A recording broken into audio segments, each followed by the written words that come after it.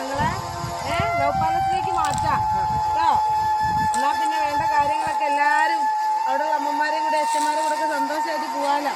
ഭക്ഷണമൊക്കെ കഴിച്ച് പിന്നെ മക്കള് വരുമ്പോൾ നമുക്ക് അവിടെ നിന്ന് നോക്കാം. മക്കളെ അഭിപ്രായം അനുസരിച്ച് എന്താ ചെയ്യാം കേട്ടോ.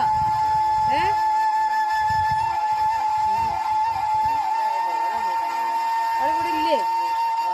ആണോ? മോളുണ്ടോ? മോനുണ്ടോ?